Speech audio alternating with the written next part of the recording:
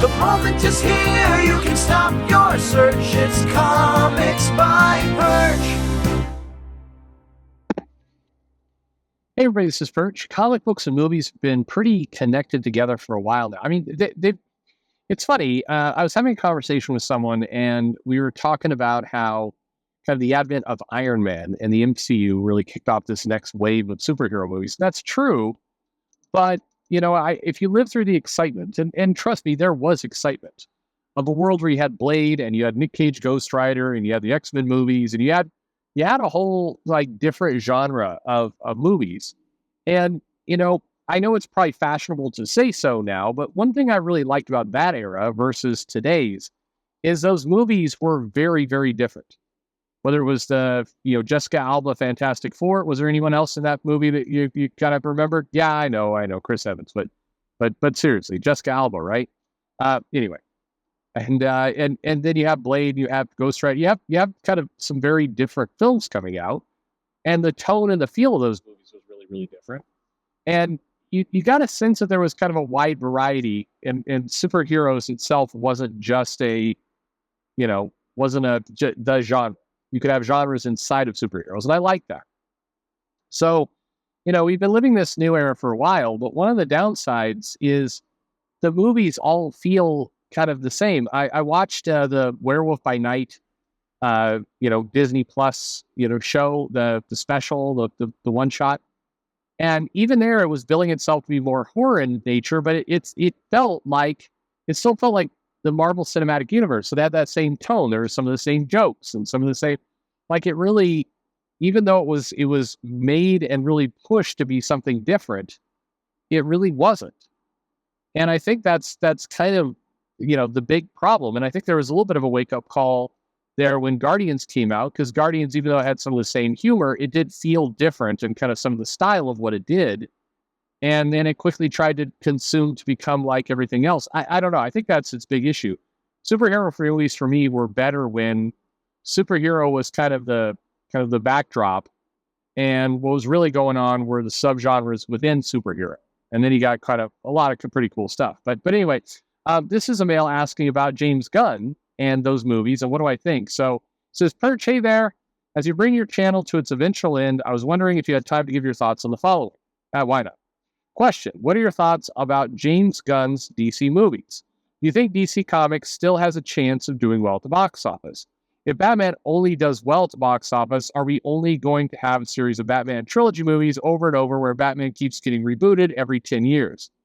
Thanks for still being here and spending time to talk about potentially inane questions. Another question. I don't think the James Gunn movies are going to do particularly well. I think that the challenge with it is, I haven't seen or heard anything that suggests that James Gunn is going to try and make kind of a series of different movies within the different genres of the superhero properties he has to work with. Nothing has suggested to me that he's going to, lean into that. To the contrary, I think we're going to get, a DC flavor of the MCU with a James Gunn kind of style to it. And there's nothing wrong with James Gunn's style. I mean, I like Slither, and sure, I think that his stuff is okay. I just don't want to see 30 movies of him. I would rather see, I would rather see a very different Aquaman, a very different Flash, a very different Superman. When I say different, I mean leaning into the aspects of what those films are. Make a Batman movie that leans into the detective, hard-boiled kind of aspects of it. Make a Superman movie that is true over-the-top, big blockbuster, summer action, inspirational, superhero films. Make a Flash movie that is going to be a little bit more sci-fi in nature. Make a Green Lantern movie that is more horror because you're going to introduce Red Lanterns. Or I don't know. I mean, just make some really, really different things. I think that's how you'd be successful in the DC universe. What I feel is like the James Gunn universe, unfortunately, they've got every movie that comes out right now, they've got to come out the gate, bigger and stronger than ever. And, there is the rumor, and I mean, it's not a rumor. I think it's an event. It's a likelihood that Universal buys DC Warner Media. And I think they take a crack at it, but Universal keep in mind, this is the company that did the cinematic kind of MonsterVerse thing. It was the Dark Universe. And we just, hey, how's that working out? You got Tom Cruise in there. How's it going with the Dark Universe? Is that going okay? This shared superhero universe? It doesn't seem to be. I think that they'll fall into the same traps if it goes forward. And you've got, you had a Flash movie that was a bomb. You have Aquaman Aquaman 2 that is clearly going to bomb. And you can make all the jokes about Amber Heard you want, but that movie has negative heat at this point. Nobody is interested in watching it, no matter who's in it, no matter if Amber Heard is in it for 30 seconds or 50 minutes. It's like that you're burying the lead there. Amber Heard is not the problem with that movie. The problem is nobody wants to watch that movie. Full stop. Like, I always like to test out this way. I was arguing with somebody. It's like, well, Amber Heard cursed that movie. Okay, sure. So if you take Amber Heard completely out of it, she's not in the movie at all. Does that movie make money? Do you go to see that movie? Well, no. Okay, then yeah, she's annoying. She's definitely an annoying individual, an annoying human being. Seems like a rotten human being. But that is not the sole problem with Aquaman. We'll get Peacemaker season 2. I mean, just look, we're gonna get the challenge though is that none of these things are exciting anyone. So now we're gonna get a Superman movie. Gonna be younger Superman. Gonna try and do something different with it. I mean, sure, we've heard some of the inspiration James Gunn wants to take from it. He apparently wants to borrow that god awful Tom King Supergirl story. I have no idea why, but okay, he wants to do that. I just, none of this stuff gets you excited to go to the movies. And if there's one thing that I think people, I hopefully learned or should have learned from Barbie, is that Barbie, the movie, came out and was a very different thing. It presented itself as a different kind of movie. If you went to it, it had a different kind of format.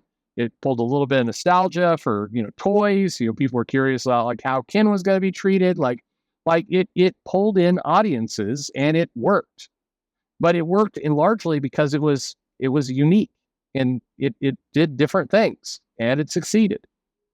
And so, I mean, we can, I just don't know where you go with this. For if you're DC, unless you really start playing with the different genres, I think your best hope is that you do some really, really great casting and the chemistry of the people. I mean, here, I'll put it to you this way. Another thing to kind of consider.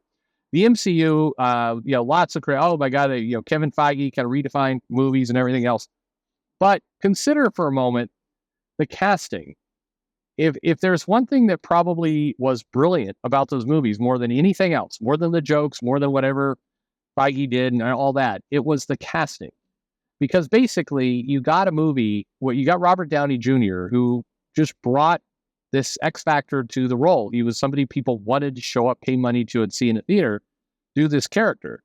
And then, you kind of built up with a couple others. Chris Pratt had that kind of charisma on the screen as Star-Lord. You wanted to see Chris Pratt.